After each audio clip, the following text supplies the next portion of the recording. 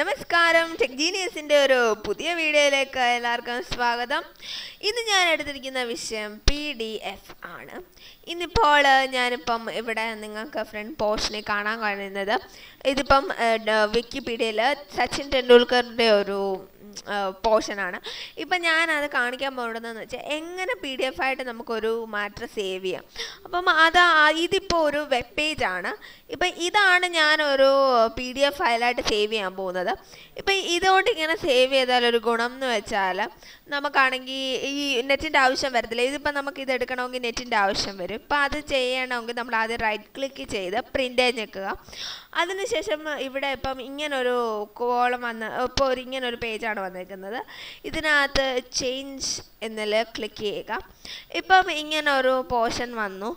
അതിനകത്ത് നമ്മൾ save as PDF click ചെയ്യുക.